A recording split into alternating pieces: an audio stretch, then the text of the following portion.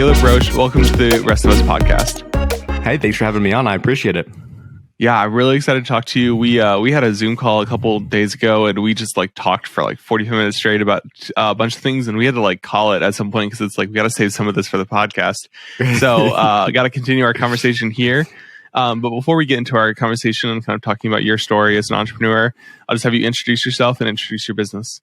Yeah. So my name is obviously Caleb Roche. I'm going to reiterate that. I always hate that when people do that, but then I do the same thing, so I can't judge. But my name is Caleb Roche. I live in Oklahoma City, Oklahoma. So kind of in the Plains area. And I'm a marketing consultant. I own a marketing firm we recently rebranded to Club Creative. So we provide marketing consulting services, which include digital marketing, advertising services, all the different things that you would think about marketing. One of the fun things about me is I graduated college at 17, and I graduated with my not graduated. I messed that one up. I went to college at 17. I graduated at 20, and then I got my master's in business administration by 22. So it's not as impressive as 17, but still was one of the youngest graduated from both colleges for both degrees. Yeah, that's very impressive. And we'll definitely get into your story and kind of what led you to get to that point in your life and what happened right after that. So let's just kind of start there. Start with your story, kind of where your entrepreneurial drive starts and how that came to be. Yeah, so we were talking on our Zoom. I had a good laugh about it. So I always had that entrepreneur bug, but I was no 12-year-old that was making millions of dollars. I started a dog walking service at 12. I was the weird homeschool kid, and I had a lot of time. So I was like, man, I could go walk dogs during lunch when people I found a product fit. People go to lunch. They have dogs at home. They don't want to go home to let them out. So I started charging people $5 for a visit to go let their dogs out. And I started in my local area, and I made a couple times $100 per day. And I was like, man, this is pretty awesome. So that's kind of what started my entrepreneur journey, let's say. And I always watch things about real estate investing or, YouTube videos about Dave Ramsey or Graham Stephan as he's kind of gotten bigger, those things. But I really never thought I could become an entrepreneur because I don't know about you, but I was kind of raised as security is everything financially. You don't want to love money too much, but you want to make sure you're financially stable. And so to me, jumping out onto the entrepreneur side seemed really risky and something that, especially with a family, it's man, I don't know if I want to do this. But I learned very quickly that no matter where you work, financial security is never promised. And that's where we were kind of talking. Once I was in the middle of my college degree, I got my first salary job. I wasn't finished with my degree yet, but someone took a chance on me. Ended up getting married, found out we were about to have a baby, which was pretty exciting. And I got let go with no notice on a Friday. And so with not much in savings and a mortgage coming up, I had to kind of start something on my own. And we can talk more about kind of the transition from that. But it was a really good lesson to me of, you can never trust someone fully with your financial security or your future. And you kind of have to put it in your own hands. Absolutely. Yeah.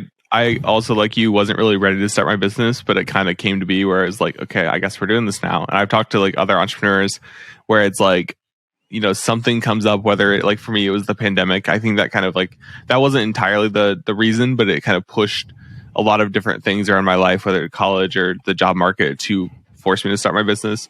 For some people, it was back in 2008 when they're in the financial crisis. For you, it was getting laid off from this job with no notice. I feel there's things, some entrepreneurs just choose to do it and they, do it as a side gig and during their part-time. But for people like us, there's some life event that forces us to, be I guess I'm doing this now. I wasn't ready. I wanted that stability, 9 to 5, $60,000 a year job, but that's not available to me anymore, or that never was available to me. And so we just have to do everything on our own and work hard and grind and make our business and build our business because that's the only choice we have. When it's like everything in life, I know the guy. It was kind of a small business that I got laid off of, and so my boss at the time, I hate using the word hate, but I was not very happy with him for a solid year. It's man, this guy ruined my life. Put my family in trouble and everything. And now we're good buddies because I look back and that was one of the single most greatest turning points of my life of realizing put me on the right trajectory. And if I'd stayed there another year, life would have ended up way differently and probably not in the same situation, which I'm grateful for. So there's moments that you in the moment are man, this is, and it's like business ownership. There's moments when you're on the downhill spine where you're like, man, why did I do this?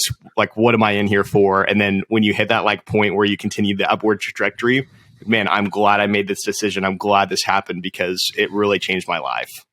Absolutely. Did you ever walk up to that guy and be like, "Hey, thanks for laying me off"? Because I feel like that's so it's funny because we have a relationship close enough that I actually rented an office space from him about 6 months ago for a little bit, and we had the relationship where I could walk in and I'm like, "Hey, we're coming up on like 3 years of you laying off. We should do like a anniversary dinner or something." And like we've kind of made it a joke now. So I kind of go up to him and kind of give him some grief about it. And then he kind of hits me back because I wasn't the best employee. So he'll say, "Man, now with your employees, you get to learn, kind of what I went through." Yeah, that's really funny. Yeah, I could do the same thing with the company that I thought I was going to get a job with and I didn't. I could be like, "Hey, thanks for not offering me that job," because that kind of changed my whole life. But let's kind of get into, in college, you get laid off from your job, still in college, right? You're kind of working through that. So at this point, I think is when you kind of start your marketing journey and agency journey. So kind of talk about why you decided to go that route and what the first steps of that business were. Yeah. So it kind of started really, really good because so it was like January 7th or something like that. I don't know the specific date that I actually got laid off.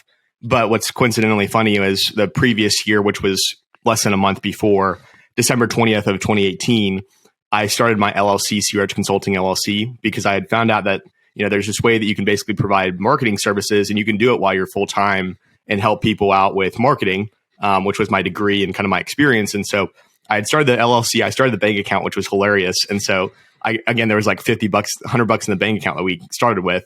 But we started all that process. And so the ball had been rolling of, I wanted to provide this marketing consulting service level of not just be a digital agency where we run Facebook ads, but provide marketing services. And so, I kind of found this big need, and it's kind of interesting, but in college, you learn all this theory and then you get on the real world and there's really no implementation of the theory. You might have some client that you're like, "Man, this is a blue ocean strategy." Or we might talk about, target market or 5Ps of market, 4Ps market, like those different types of things. But there's really no one implementing those strategies. No one comes from the back end and says, "Here's the actual strategy behind what we're doing. We're looking at consumer behavior here. It's just, let's get more leads." And so that was kind of my initial thought of, there's really not that many people in the local area doing that. How can we make that a big possibility here in the local area? And so that's where I started the journey. And then I ended up, I can't say I'm a full entrepreneur because I got laid off in January and May. I graduated and had an opportunity with Inspire Brands, who own Sonic, Jimmy John's, Buffalo Wild Wings, Arby's, Dunkin' Donuts, all those different types. They're like the second largest quick service restaurant chain. And I worked for them for about a year and a half, 2 years doing consumer behavior research with product testing.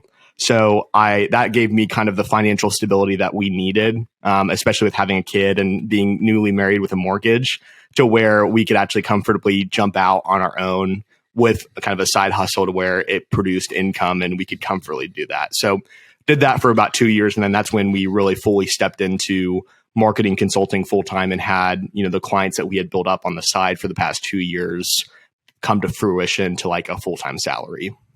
Yeah, I mean, I still think you're a full entrepreneur. It's just you did it in a way that, honestly, I think more entrepreneurs maybe wish they could have done, because they maybe there's a balance between the struggle and the grind and the hardship of just doing the entrepreneur thing full time and trying to find every week getting your paycheck in, and then also like having the balance of having a little bit like 6 months pay or 6 months savings or whatever it is that you have saved up, so you can go all out on your marketing agency, building your marketing agency, and have a little bit of stability until you get some clients that can allow you to pay yourself. So I still think that's the way I wanted to do my business, but I didn't. I kind of went the other way. But I think a lot of people, if they can have the 6 month saving, it is a better way to start in a way, because you have a little bit more stability and can like kind of live your life a little more comfortably while you build your business, and still grind and still build it, but you have that stability, which is really nice to have. Yeah, and I think there's something to be said about like the pros and cons of each, because there really is pros and cons. Like, even the financial stability piece, having some reserves set back and like the income coming in, there's still been tough times financially when clients don't pay invoices, or we have a net 60 term and they pay at net 75, and you can't really hit them with 2% interest or 5% interest for 15 days because it's like $20, whatever it Yeah. is. So that's where it's one of those things. It's the grass is always greener on the other side. And so that's where one of the key learnings that I kind of wish I had taken from, having the ability to have the financial stability and having the full-time job is I wish I'd invested more into systems, but I jumped right into sales mode right when I started my business.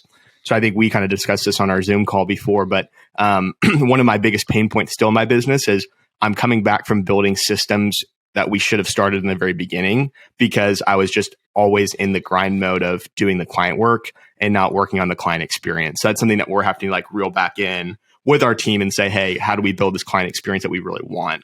And we've continued to refine it, but I kind of procrastinated on that for the first 2 years, and I'm kind of paying for it still.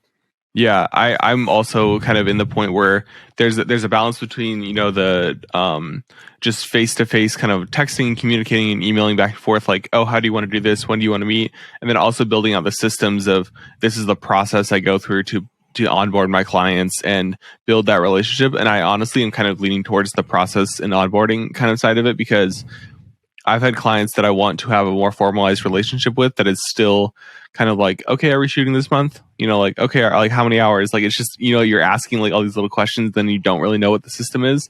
Where I'd rather be, okay, we're shooting twice this month on the 15th and the 22nd, and you're paying me, this much per month, like a retainer kind of deal. And we have all that like kind of system, like the system built out, basically the process built out, because it just makes everything easier for everybody. And you can go back and change your systems for a different client if your system needs to be refined, but just having those systems in place and building them early is so important to getting your business built in a very just kind of organized way, and keeping it organized, because it can be trying to like, oh, where's that email that they sent me about this one like payment, or like where's that invoice, or all these things. Like it can get really hectic really, really fast. It can. And like, one of our big things has been personalization, like making kind of like what you said, keeping it personal and providing cell phone numbers or giving points of contact. But the more you get into it, it's the more that you realize like you have to set boundaries, because I'm personally terrible at setting boundaries with clients. My work-life balance is terrible, especially with 2 kids now. And so it's like always harder to come back and say, hey, please, don't text or call at 10 o'clock at night, or please expect a 24-hour response time. Like, we deliver on that. But I think when you get too flexible, it kind of limits your capabilities, and you have to, backtrack a little bit. And so it's always hard, that balance between having systems and not being fully automated, but also not just kind of winging it and then getting to the point where like you lose something or you drop something behind the cracks, because that can happen very easily. Absolutely. And I had this situation happen literally yesterday. I had somebody reach out to me where he wanted aerial drone photography for a construction site, and I was like, oh yeah, sure, I do that. I would love to do more of it. It's something I want to grow in my business. I'm glad a client reached out to me and do that. And he was talking, and as he was talking, there were a couple like little red flags that I saw in the process where I was like, this is a little weird, but I'm going to give him the benefit of the doubt and keep this conversation going. And we just kept talking. We talked like all day, just emailing back and forth, back and forth, back and forth, which is another red flag. Like, there's no way somebody is just emailing like as soon as you email. And then we got all the way to the point where it was like a contract could have been formed. And then he sent a request, and I was like, oh, this is what this is really about. 100% a scam. And so that was like a little learning moment for me of like, okay, now I need to like add this into my system of like hopping on like a discovery call or doing some sort of a call or meeting them in person before we even talk anything like money or contract wise, because like little things like that. So like there's all these learning points. Every client I onboard, or every client that I work with, or for me, real estate agent that I work with, I'm constantly refining my system to kind of fit what works for my business, works for me, but also works for different clients, and also adding little safeguards and things as I have experiences with different clients that will allow me to, get paid on time or have a solid contract, or, all these different things like little systems. Like I added paying before you download for my real estate photos because I had an agent who didn't pay me until like a month later twice. And so like all these little things of like learning from different clients, usually from bad experiences, but sometimes for good experiences, you're refining your system and figuring out what works for your business and what works for your clients. Yeah, for sure. And there's that balance. I mean, and the stakes get higher as you continue to add more responsibilities or employees or family or clients. Like, it's amazing the flexibility that you can have in the beginning about, hey, yeah, you can pay an invoice 15 days late, or the personal side. Like, I've had clients that have, like can't pay a car payment, or like they're telling me like they're behind on this. And I'm like, I feel weird about this, but at the same time, they're hiring you. And so if you're, that type of thing. So you really can't take the personal side. Like, it's really strange. Yeah, it is really like hard to balance it. But, I kind of balance it because I'm a very like empathetic person. I try to like, understand people and meet them where they are and things like that. But also, understanding like, hey, I need to get paid, or I need to meet with you before we do any work, or, I need you to be on board with what we're doing here, and kind of having those boundaries and kind of hard lines of like, hey, if you're not going to meet for this meeting, like we can't work together because we have to have at least one meeting before we, like things like that. I've kind of found are really important to me, and work for like the best clients, but the ones that are just trying to like cheap out on you, they usually don't work. And then those are the clients you don't really want, which, makes a lot of sense. Yep. No, that's the beautiful part of it. Exactly. So you started your marketing agency. You're bringing on a few clients, kind of building up your business. What was the kind of the moment where you found like, oh, this is like the first like big client? Like we're kind of here, or I can see the light at the end of the tunnel where like we're doing this and it's happening. Yeah, so we had one of our first like big clients that we got was actually a referral from a former coworker that I had at Inspire.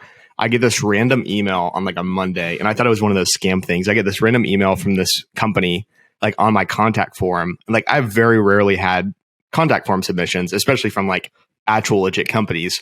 Yep. And so they're like this big org. It's like $1 billion company that they're a sub part of. So like, it's not the actual $1 billion company, but it's part of it. And so we were, they sent a submission in, and it's like, hey, so-and-so referred us. I'd love to have a conversation about this. And I'm freaking out because like I'm Googling and I'm like, oh my gosh, like how did they find us? Like, it's literally probably, we have a team of 1 to 3 people at this point, and it's like really small. And I mean, the most I'm used to charging on like engagements are $1,000, $1,500 a month. And like, that's a lot for a lot of people. Like, I've had people that are like, I want to spend $250. So like, I'm like, how do I price my services? Like, do I do hourly? Do I keep a retainer? And so I'm like freaking out. And so like, I sit there for a couple minutes, and I'm like, I respond back. I'm like, hey, would love to jump on a Zoom call. Let's do it. We jump on a Zoom call like the next day, and they had been searching for an agency for a while, couldn't find the right one. So I'm like nervous because I sent out this quote that I've like never sent out in my life. And it's not absorbent, but like it's good money to me. Like, there's good margins. And I sent it off, and the next day I get a response back. Hey, we're ready to go. Let's start send us over the contract. Like, we're going to begin.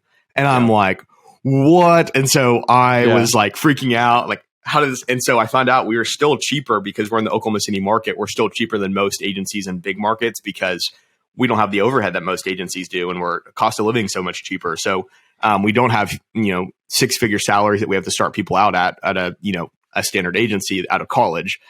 And so we started with that, and that's what really made things come alive, because it was that business that we needed to give us that push of like, there's a chance that we're actually going to be successful. We're not just doing a local service down here, that we're getting boutiques. Like, we have a nationwide firm now that, we're representing, that's a big side of that. And so what that happened was, that's where our referral business came in really clutch, because that started, we proved ourselves on that piece, and we continued to be open up to different parts of their company and provide services and start contracts within different variations of their company. And so that's where it got to the point where, there is the potential that like this, you never know who you could be working with in 6 to 12 months. And again, it takes time, it takes connections, but that's what really pushed us into that next step of, we can hire more employees, we can do X. We're not just limited to small businesses. Like, we can do these larger companies, and they're impressed with our work, because you compare yourself. Let's say like I compare myself to Mother LA and like these big agencies, VaynerMedia, and it's like they have a staff of 5,000 people and they're a holding company that has 6 different agencies below it. And you're like, how am I ever going to compete with that? Like any client, like what are we going to compete with? But there's market fit, and sometimes we forget that. And so that's where one of those things that it starts to like push you a little bit farther into like, oh, there is an opportunity here. Yeah. And one of the other things that kind of comes out of those clients that I have found, whether I'm not at the size of you, but I'm still getting these like bigger deals, I would say bigger in my perspective, is you get to build out those systems that you can then, it kind of accelerates how you approach other companies. So, I got my first event client, and now I kind of have my pricing built out for events. So whenever somebody emails me for a quote, I can kind of just run it through my system of, hey, this is how much I would charge. This is how much, flights cost and travel and all this kind of stuff. So you already have kind of the information, because pricing out that first client and figuring out that first client and how you want to work with them, it's the hardest thing ever. It's so hard to kind of figure out. But once you get that first client and first system built, you can then kind of build that out, kind of going back to systems, build that out and figure out how you want to interact with future clients on the financial side and also on the delivery side and the just project management. I cannot talk. Project management side. Yeah, no, absolutely. And that's the thing. I think you can never predict where your business is going to go. And so that's where, back to the conversation about systems and processes, sometimes you can't predict what systems you need, but it's always good to continue to like we're starting to kind of take this philosophy of always be prepared and have that next step ready, that, as we have more time, as we can build out systems, what's going to be the next need that we have and how do we predict that? That's like the biggest step. You always think that someone like you'll never get that next step or that next client. And there was a good podcast I listened to about imposter syndrome.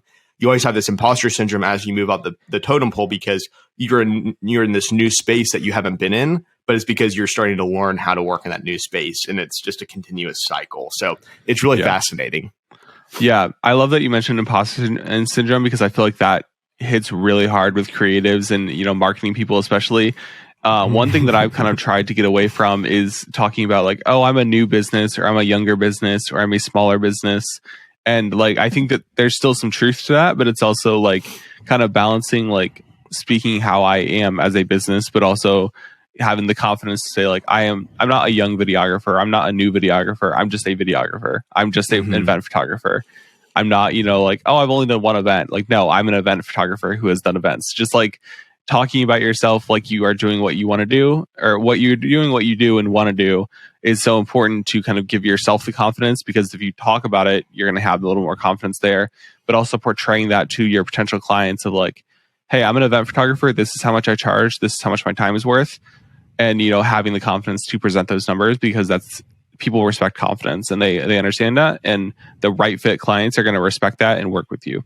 Well, and that's my thing. I think and it seems like when you do it the right way and you phrase yourself in a way that's confident, but also like specific on what you can do and your capabilities, and you're not over exaggerating, that's like the best point that you can be in business. And I'm still learning that. Like it stinks because we're almost 5 years into this and I'm like still trying to figure out the confidence versus too prideful versus not confident enough. And that's the tough part, is you walk into these companies and you don't want to go too far. We had a local service business here in the local area that we've generated like a 4 times return on investment. And again, there's companies that do 10 times return on investment, but for a company that's local services, they're making $4 per every dollar they spend on advertising and everything. That's huge for them because it's profitable. And so for them, they've spent a significant amount of money and they've made a significant amount of money. So when we walk into a business, I'm like, this is what we did for them. This is what they've seen. We can't promise that, but we know what we can do and we know that it works. And absolutely, the problem is sometimes there are people, and it seems to ruin industries like ours, where people walk in the door and they're like, we can guarantee you a 10 times return on investment. And you give us $1, I'm like $10, we're going to make this money printing machine. And with both of our industries, it's kind of like the photographer. If someone's first time event, they come in, they're like, I'm experienced. Here's my rates. Some coach told me to charge $10,000 for a wedding and they showed me what to do. And then the minute that someone there's an event where like they don't capture a picture, like something crazy happens, they forget, that ruins their entire thing. And so that's where I've always been taught, you're getting paid for your expertise and knowledge, and anyone can duplicate your systems. Anyone can have the system that brings in X. But what companies are paying for is they're paying for your knowledge, your expertise, and the things that you've encountered and the things that you've solved. So, clients aren't paying us because we know how to run a Facebook ad, because I can tell you there are thousands of agencies out there that can probably run, if not better, the same amount of Facebook ads that we run. But what makes it different is we can predict some of the systems that they might need. So there's always that difference. And that's where we've been revealed to, you always think the system side, I can't give away my systems, I can't give my secret sauce. The secret sauce is you and your company and your employees and what you do. Absolutely. Some companies will choose, like in your industry, we'll choose a photographer. We have a established photographer that we've been working with for years. I won't really entertain offers from any other photographer at this point of if they came to us and said, hey, we'll do it cheaper, we'll do it higher quality, because we have that established relationship. And so that's where there's that balance between going in and being confident and like, hey, this is what we do. But at the same time, you can screw yourself very quickly by kind of over promising and under delivering. Yeah. And I think I was listening to a podcast. It's about real estate photography specifically. And it was a group or two businesses. They merged together to kind of grow their business in different areas of the LA area that they're working in, Ventura County, I guess. And they talked about you talked about how, they're paying for your expertise and they're really paying for you, especially in like when you're kind of starting out, they're paying for you to come into their business and say, let's do this, this, and this. They're not paying for, one of your sales associates or somebody that you contract out to come in and do that. And those things can kind of evolve as your business grows, but in the beginning, they're paying for you to come in and make all these decisions. And this real estate company was, having that issue where they hired a couple photographers, they expanded their business, they got really successful, which is exactly what they should be doing. But some of the realtors would be like, oh, I want Mark to come and photograph this house, or I want, this other guy I want the guy that owns the company to come and do that because I've worked with him for 5 years. And they had to kind of train their agents to understand, like, hey, we have in-house photographers, we have staff photographers, they're fantastic, we've trained them ourselves, they're going to do a great job like we do, we just aren't in that business part anymore. And I think this kind of leads into something else we talked about on the Zoom call, which was being a traditional agency kind of versus, some of these like newer agencies and newer models of outsourcing and contracting out. And I think there's a time and place for contracting out and outsourcing your work. And it's not necessarily a bad thing, but for you and I, we both are kind of trying to build very traditional business models in a way. So kind of talk about how you see your business model in a traditional way and why you've chosen not to, outsource to grow your business, because I think that's a really easy thing to do to add more services to your business. Yeah, and I'm glad that we kind of aligned on this after our call, because I feel like we're best friends now, because we really had a bonding moment on that Zoom call. A little bit, yeah. But I really think, and again, everything that I believe is not liquid gold. Like, I think there's pros and cons to every model and everything that happens. But the way that we've kind of approached it is we try to have local people that we work with, that if they're contractors or they're like individuals that can provide services, if someone outsourced but not even white label, we make the introduction and we might package it together to make it, help with them, but we keep the same pricing. I think there's a lot of value to that, because, if you have someone in a local market or even just in like the US in general, when we're delivering ads to a specific population, having that local feel and that local understanding of, what's happening in that environment. Because I think on one piece, specifically for our business, if we tried to advertise in the UK right now, let's say, we'd probably do a terrible job, because I don't keep up with UK politics. I don't keep up with UK environment. I mean, is their economy as trash as ours? Is it as good as ours? Is it bad as ours? Like, what's going on? Is the market crashing? Is the market going up? And all those different pieces really, they work with marketing. And not a lot of people like to think about it like that, but it's true. Like, if consumer spending is down, not saying we're not going to get any spending, but if consumer spending is down, credit cards are up on the rise for, balances, and the standard consumer now has $80,000 worth of debt, is it going to be as easy to get them to spend $50,000 on a pool or $25 on a product? Like, they might start, those different types of things like might start slowing down. So when it gets into that piece, it's really good to have the local understanding of how things work in that local area or that national side as well. So the way that we've approached things is we've hired locally, we've hired individuals on a salary basis or, pay per hour basis or whatever that looks like. and we try to compensate what they're worth. Like we try not to sit at minimum wage or what we can minimally get away with. And we like to provide benefits because I think that's a big piece. And so the way that we've approached it is when our clients come to work with us, I don't want to find the cheapest way that I can get the work done. I want to find the highest quality, even if it means I'm losing money for the first couple of months. Because to me, I think if you can establish a really good relationship with the client and show them the work that you're doing, and you can feel good about like you're not charging them, let's say $1,500 a month and paying someone $300 a month in hours because you're paying them $5 to $10 as a virtual assistant overseas and making $1,200 just off the get-go from having someone else because you've ultimately deceived a client at that point. Yeah. I think there's a time and a place for, like we've done it on photos, like on Fiverr, we needed like a background removed. And instead of us going in and spending hours, we outsourced a background remover.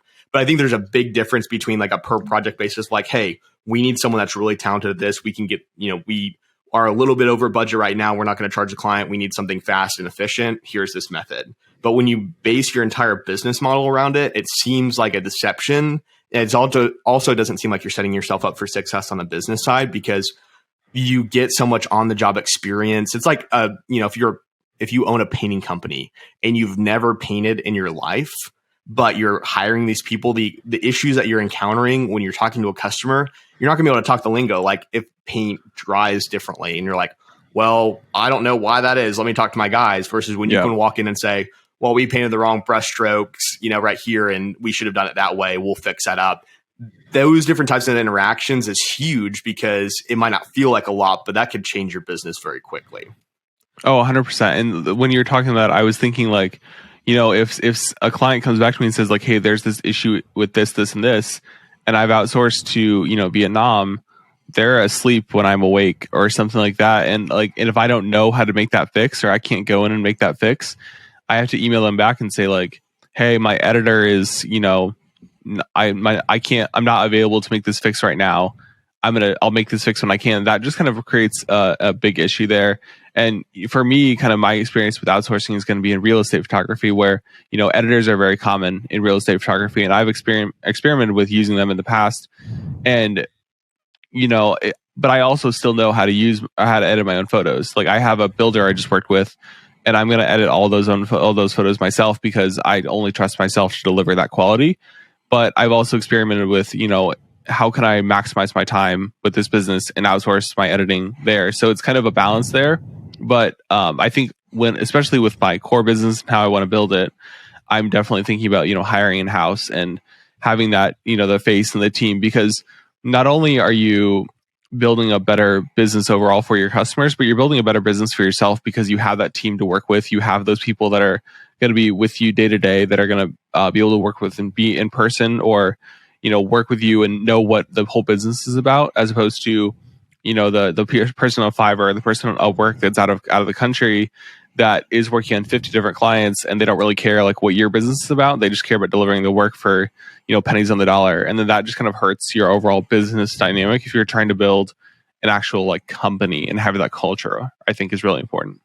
Yeah, no, I agree. And I think that's the piece is your business is so reliant on everything that you do. And so if you hire, let's say if your business model around, like this is the one thing that I've always thought about. I don't like having my business in the hands of others. Like there are times that like you have to have employees that you can rely on. And like our team has continually delivered and shown why I can trust them to, I have to put as much as they have to put trust in me of like, I pay them to make sure that we can provide. At the same time, like I have to trust that my team is going to deliver on the timelines that we've discovered or promised or whatever that looks like.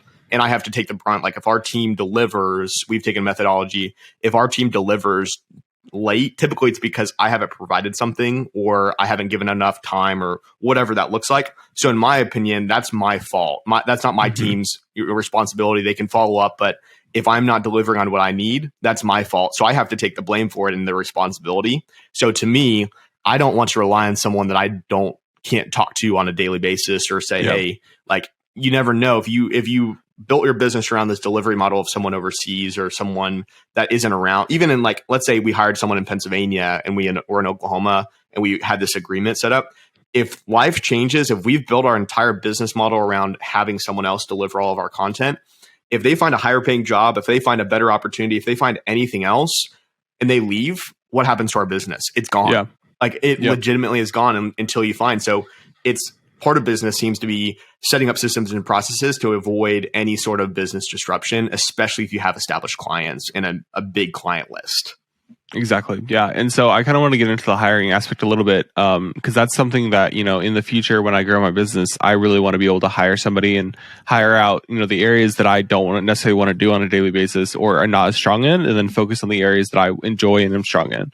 So for me, that's video editing. That's, the more very creative and technical side of it. I love the biz dev side of it. I love onboarding clients, talking to clients, meeting people, networking. Like I love that.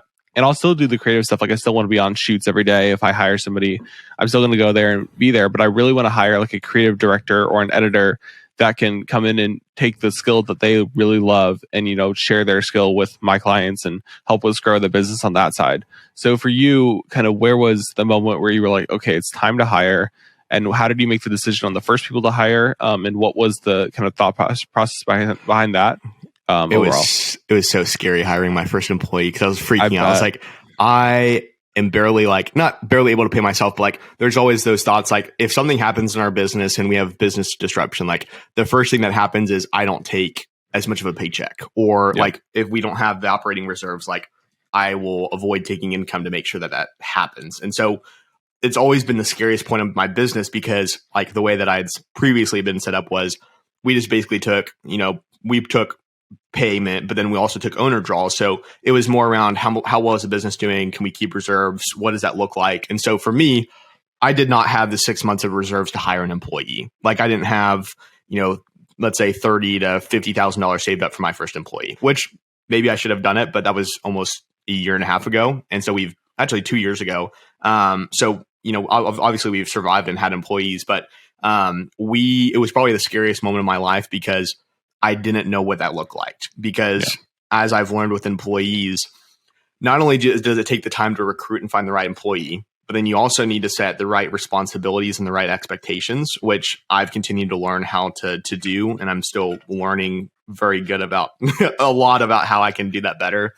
But there's a lot that goes into it on that piece. But then what a lot of people don't talk about is the actual time consumption that it takes to continue to train and teach your employees on best practices within our own agency. Because we might have a really talented graphic designer, but if they came from a different agency that delivered things differently, we have to set up, how do we set up expectations on time frame? How do we set up expectations on what meetings they're in? How do we set up expectations on what is a proper delivery time within different projects? And how do I best communicate those to someone? So if I'm talking to a client, we have a graphic designer. Do I call that graphic designer after and say, hey, here's our project. What timeline do I give? Do I give a generic timeline that we can know that we can deliver on? So there's so many different pieces that I didn't expect hiring to take so much of my time, but it was a positive on that piece as well. Like it sounds like a negative and it really stinks in the moment because you don't realize how much time it takes. But the time that you invest in those employees and the people really pays off in the long run. And so for me, the process started as we got a big client that needed social media, and they were willing to pay us a pretty good chunk of money to manage their social media accounts as there was a big opportunity in their bigger company. And so they were close to probably 500 million. So obviously they're not looking at us like, hey, we'll pay you $25 per month or something like that. Like they were willing to pay.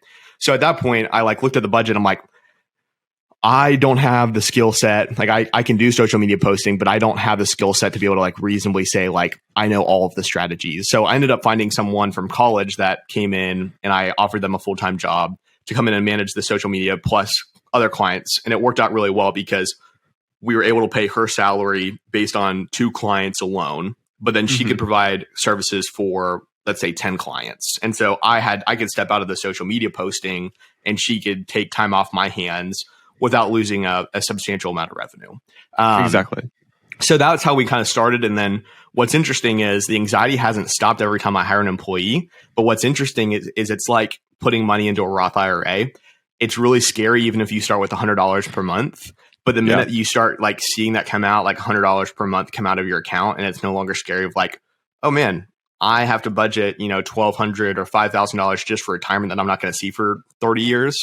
you start getting and then you were like, man, I'm doing 100. It's comfortable. Now I'm going to do 200. And I'm seeing, and so it becomes one of those things that it gets scary, but then you're like, man, I've done this for, a year and we haven't not been able to pay our bills. We've paid all of our employees. Like we can start to build that. And so that's where it's this constant cycle of anxiety. And then you're like, oh, it's not as bad as I thought. And so that's been one of the things. And then obviously hiring comes with its challenges of making sure that you hire the right people, that you set the right expectations. And I think from one business owner to the other, I think that's been my biggest learning recently is how do we set good expectations for, as a smaller company, paying as well as we reasonably can and providing really good benefits to our employees, but also expecting the same quality in return. And so we're a very flexible work environment. We all work from home.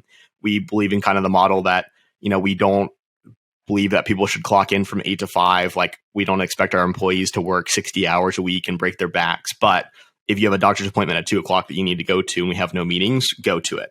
But at the same time, if we have a client call at 6:00 and you haven't worked as much as you probably should, be willing to take that client call at 6. So there's that balance between being respectful on both ends. And so I think that's been the really hardest challenge is setting up the proper expectations, putting on that boss hat and saying, like, a lot of the people that we've hired have been close acquaintances or friends or connections. So putting on that boss hat has been kind of difficult because you don't want to let someone down, but you can't continue to waste or drain money at the same time. Yeah. And one thing I'm writing a note down because I want to ask you about it later, but one thing that so I listen to the podcast, the Colin and Samir Show. I don't know if you've heard of it, but they're kind of YouTubers, but they talk about the industry of creating and YouTube. And they hired a couple editors and, creative director and people to come in their office and kind of help them expand their business. And they always talk about hiring. And one thing they say is like, the person you're hiring, you do them a disservice if you're not expecting to train them for 6 months or a year. You have to bring them in with the expectation that they don't know what your processes are. They don't know what your systems are and how you like your work and the style of delivery that you do. They don't know any of that. So you need to have a little bit of grace, be willing to train them in the first, 6 months and help them get to the point where they're designing how you want your stuff delivered to your client. They're editing the video or they're posting on social media or they're doing the website the way that you guys want to deliver to the client. Like you have to have a little bit of grace there to help them, get into the business because you're doing a disservice if you don't and you have those high expectations at the beginning. Oh, 100%. Yeah. The other thing I wanted to ask you about is you talked about hiring friends and acquaintances and people like that. What has been the hardest part about hiring friends and the people that you know and hiring friends but they're not necessarily your friend in the business. They're like your employee and turning on that like boss, putting on that boss cap and like, because I feel like that would be the hardest thing for me is if I hire somebody off of a 6-month contract or whatever, I'm like, oh, we're buddies, like we're friends, we're working, but also like there's a business relationship there that we have expectations and we have to deliver results or this relationship isn't going to work out. Yeah, I think that's been my biggest challenge recently because I don't know if there's truly, it's kind of like work-life balance. Like I think it's not an unattainable thing, but I think it depends on what your expectations are and what your like overall expectations are, I guess. So to me, work-life balance looks like me delivering great work to our clients and minimizing as much work as I can and spending the most amount of time with my family as possible, with exceptions, because there are sometimes that I'll travel from 4 a.m. to 10 o'clock at night. And then the next day I have to go to another meeting and I can't spend as much time with my family. But now that I know I've worked a lot, I can spend a Friday away from work and helping spending time with my family. So I think it's kind of the same thing with hiring friends. I think it's kind of a double-edged sword because it can be really effective. Like we have, for instance, like I hired a little bit differently from what I probably should have, but I don't regret it by any means. So we hired our first social media strategist, and that was kind of my first hire. She ended up working for us for probably close to 6 to 8 months. And while I was doing that, I ended up, one of my wife's best friends was working for a company and was not happy. And so I started like, oh, I can hire maybe another employee. And so I was having conversations with like, she's a really hard worker. And she's been one of our longest standing employees now because I said, hey, come on over, like come work for me. And the way that I structured it was she's my assistant. So again, I'm not at the point where I'm like, I need an assistant. But for me, it was the time that I saved by having an assistant that was really really life changing for me. And so what's even better, she's my wife's best friend.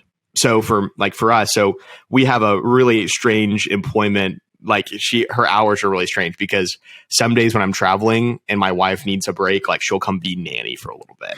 And so she'll take the kids and like let my wife hang out and like get some rest.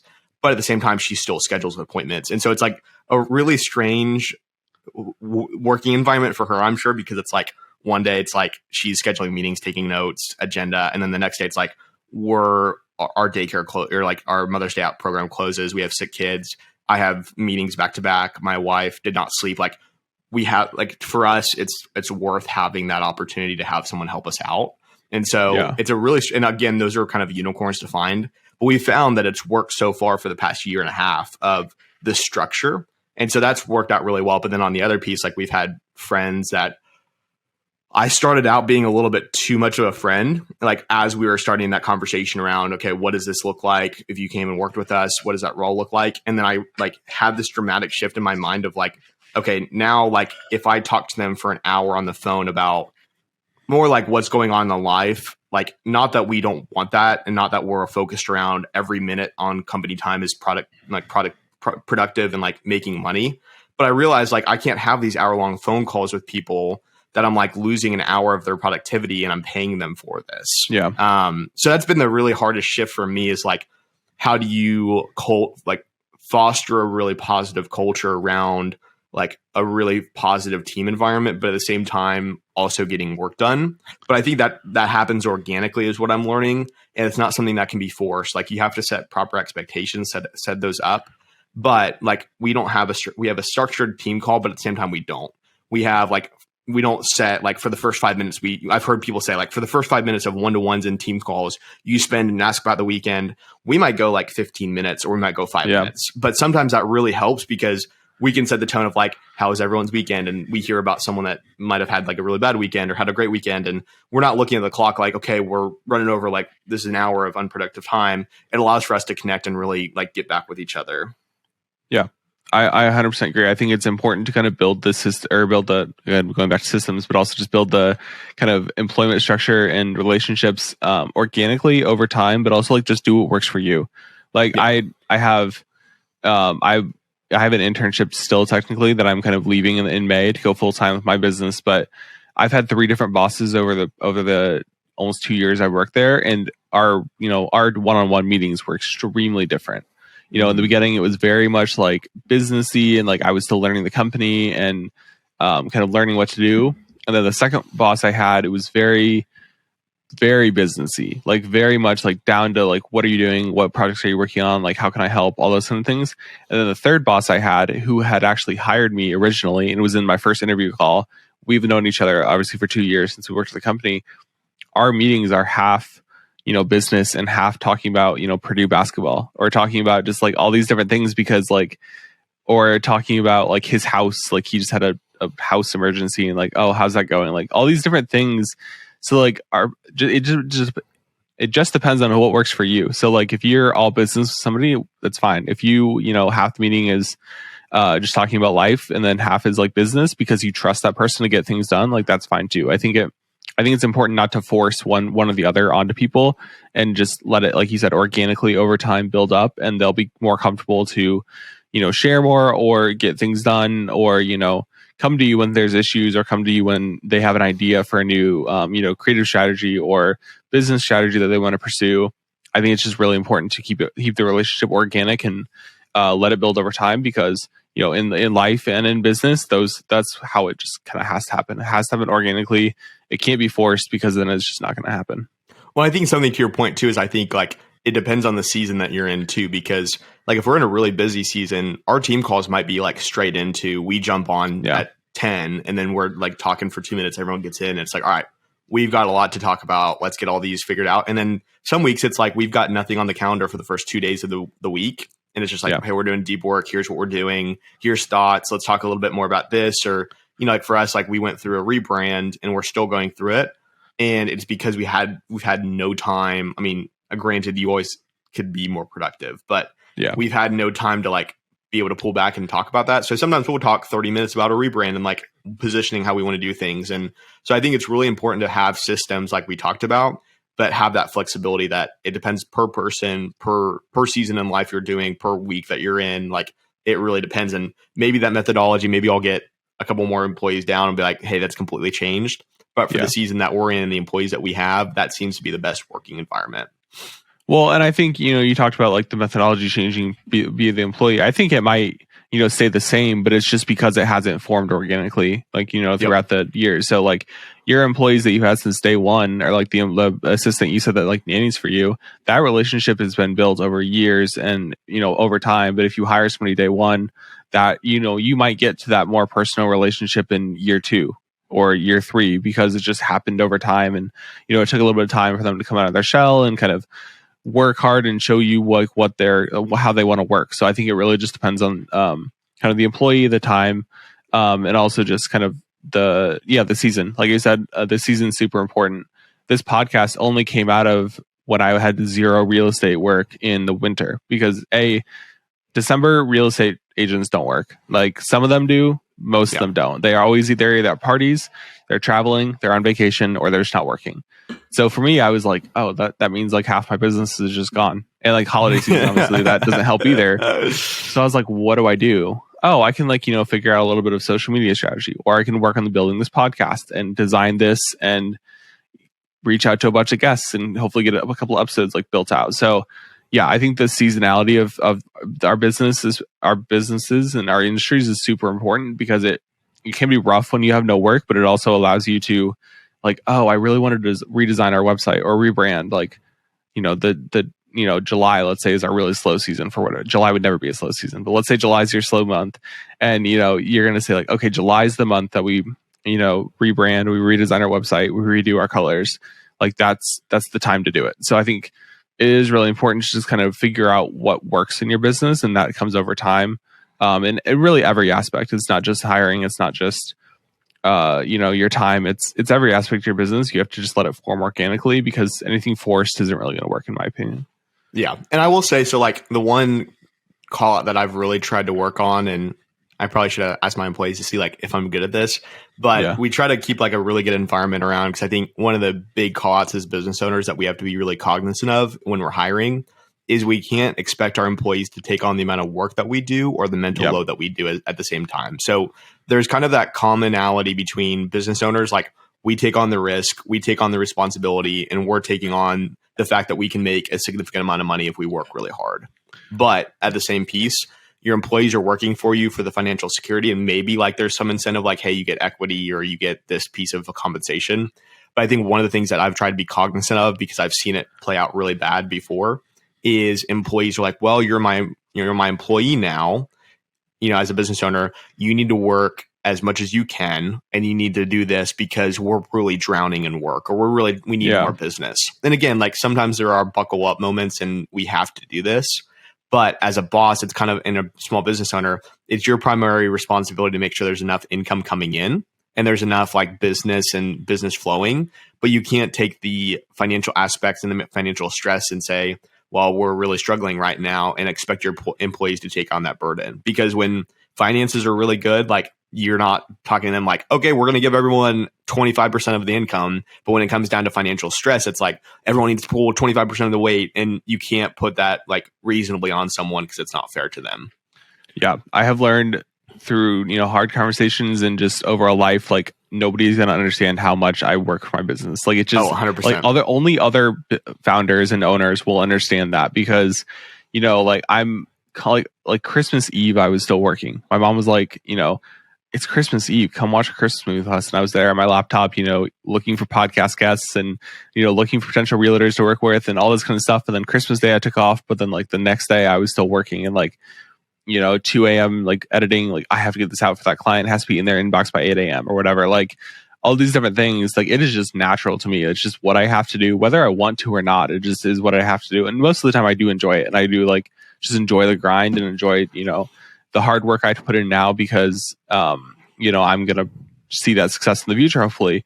But I just kind of learned like there are certain things I don't talk about anymore, or like I only talk about with certain people because like they just don't understand. And it's kind of like, just it seems awful to them, but it's like mom specifically. My mom like thinks I'm absolutely crazy because like for instance, a couple weeks ago, Half Moon Bay, the hat. I went to San Francisco, so I had this. I had a client in close to San Francisco and like outside town, and then the next day I had Denver scheduled, and then I had a Chicago trip, and then I came back or Minneapolis, and so I went from I went to San Francisco, and I left on a Wednesday at a Tuesday at like 6 p.m. and to make sure that like I could spend time with my family before I go on this trip. So I leave at 6 p.m. I get in at midnight in San Francisco, and I was staying with my buddy. So he picks me up. I'm not in bed until probably 1 or 2 in the morning. The next morning at 4 a.m., I go pick up my rental car, or 5 a.m. I get the rental car. I drive out on a facility. And again, there's flexibility. Like I say this story, I'm like, I'm out there from 5. I leave at 5 a.m. I get done at 4 o'clock. I then go and I go check out Half Moon Bay because I have a couple hours, and it was great. But then I get back, I spend some time with my buddy. I work a little bit more. I go to bed at midnight. I wake up at 4 a.m. I drop off the rental car. I fly to Denver same day. And then that next day I fly into Denver at 6. I leave at 5 in the morning. I get into Denver. The next evening I'm leaving, or that same day I'm leaving Denver at 8 o'clock at night. I get into Minneapolis. It's one of those things. And then I get back home. I spend time with family. They all pass out. And then it's midnight and I'm still doing work because I'm behind. Yep. And it's those moments where I've worked 120 hours before and it felt like nothing, but people would think that'd be absolutely insane to do. Yeah. Oh, 100%. Yeah. It goes back to kind of like not putting that on your employees either. It's like you are the only one in that company that is and should be working 120 hours. You know, it just is what it is. And, you know, like you said, like some people are just going there for the 9 to 5 job. Like they just want that paycheck and that's what you're hiring them for. Like, you know, you're not hiring them to be a co-founder or a business partner. You're hiring them to be an employee. And that just kind of, it is what it is, how the relationship should be. So those expectations are, it's hard, or you shouldn't put them on that employee. Yeah, no, I agree. That's the thing. I think a lot of people have these expectations. Like I'll pay them the minimum amount of money that I can pay them in a salary and expect them to work as much as possible. And it's not really a good expectation to have. Exactly. So coming to the end of the podcast, I just want to ask one last question. Are there any kind of bigger tips that you have for entrepreneurs that you could give? What are some of the biggest things that you would give to a younger entrepreneur starting today? It's a trap. Do it. You'll spend a lot of time. Just kidding. No, I think if you're not willing to work, I think you should probably avoid doing it. But I don't know. There's a lot that I've learned, but I think one of the biggest things that I've learned over the past couple of years that I think have been the biggest takeaway from business ownership is flexibility is a must too. So one of the things that I've never understood about myself, but yet I still go in this circle is I will go and let's say I got out of my 9 to 5 to be a full-time business owner. And the reason I did that was I wanted flexibility when it came to my family, when it came to my work, and when it came to relationships and friendships, and flexibility when it comes to travel. For some reason, when I'm a business owner, I probably stress out more than I do as a 9 to 5 worker. Yep. And so I end up working more. I end up not being as flexible because, man, we can't go on this trip because I've got another client visit or I've got this. And it's amazing to me because I'm lying to myself because I got into this business. And again, there's short-term and long-term thinking that you still have to think about, you sometimes have to do the hard work in the short term to get the long-term effect of I'm able to travel a lot more. We have people that handle things. But when it comes down to it, I've learned that I have to be more flexible on myself, that I can take an evening off and spend time with my family. Because if I don't, it's kind of ridiculous that I got into this to spend more time with my family. And yet at 6 o'clock, I'm still working oh man, I'm so behind. I need to work on this when I know I'm always going to be behind. So why not spend some really quality time with my family? And then do a little bit more in the morning or in the evening when they all go to bed. There are moments like that. So I think that's been my biggest takeaway is the anxiety that I have for, we talked about those client meetings. I'm getting anxious about, we haven't done all these deliverables and I'm hoping, and the client's gonna be mad, and I show up and they're excited about what we've done so far. You have to get rid of those. I don't think you can ever get rid of those, but you always have to be reprogramming your mind of these are not going to be as tough of conversations as I want. And if they are, maybe it's teaching me something. And at the same time, I need to be gracious with myself that I'm working really hard. And if I put this amount of effort into a company, they would be so amazed and so proud. I need to be more appreciative of myself with this business and be really proud of what I've built. But it's hard as entrepreneurs and business owners.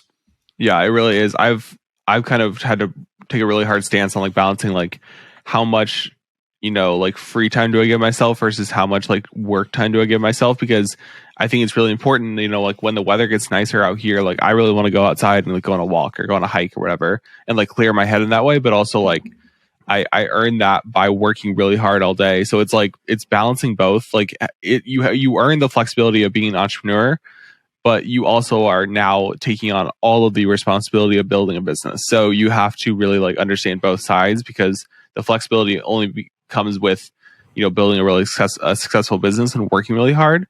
Because at the end of the day, you have everything else that is just life. You have your mortgage, you have your car payment, you have your family, you have taxes, you have all these expenses. And that's, those are just expectations of life. So you have to really work hard to kind of earn that flexibility. But the flexibility is a really, really, really nice perk of owning a business. Oh, 100%. So I think that's like the biggest takeaway is, like you have to be so cognizant of what the work that you're doing. And it might not feel like you're successful, but be really proud of yourself and celebrate successes, because those moments are the things that you look back on. And that's what gets you through like that. It's like they talk about dopamine, like it's the dopamine release that you get from landing that big client. And then you go 6 months and you're like, like we're not where I want to be. And you look back and you're like, we landed this big client. We're double where we were. Why are we not like super pumped about this? We're wanting to double our double. Like what? Like what other business can you double? And you're sitting here like, we're not successful because we're not 10 times what we want to do. And you're like, double growth is positive growth. Like, if you're keeping up with it. So that's where it's easy to be a little unrealistic with yourself. Absolutely. Well, I think that's a great way to close off. It's important to just work hard, but earn that flexibility and be realistic with your expectations of your business. So, Caleb, thank you so much for coming on the podcast. If anyone wants to reach out to you either personally or for your business, where can they find you online? They can find our new website. It's goclubcreative.com. Club Creative. You can know how to spell it. If you can't, you can call me later and we can figure out how to spell it. But you can go there. We have a link. If you're like a business that's looking for marketing, we offer free consultations. So our big thing is we're very slimy salesmen. So if we tell you that it's going to be a sales, initial consultation, we'll sell you hard. Just kidding. No, we on there, we offer like a free consultation. So if we can help a business owner somehow provide some direction and not sell and say, hey, here's where you could take your business. And if we can provide help, we would love to. But we feel comfortable in our skills and abilities that if we're a good fit, we are. And if not, we can provide some really good expertise on what to do. And then obviously I love LinkedIn. So my LinkedIn is Caleb Roche, Roche M.B.A. And they can find me working at Club Creative. And I love connecting with new people. Perfect. And I will link your new website. I'll link your LinkedIn down below so people can reach out to you. Again, thank you so much for coming on the podcast, and we will see you next time on the Rest of Us podcast. Thank you for listening to this episode of the Rest of Us podcast. If you enjoyed the episode, please consider leaving a rating or review on the podcasting platform of your choice. It really helps me see that you are enjoying the episode and also helps other people see the podcast. Also, please consider giving a follow on social media. All the links will be in the show notes down below. Also, in the show notes, there is a link to the Rest of Us newsletter. This is a platform where I'll send out different takeaways from the episode, resources that were mentioned in the episode, and also notifications about new episodes. So make sure you click the link to subscribe there. So episodes are released weekly, and I will see you then on the next episode of the Rest of Us podcast.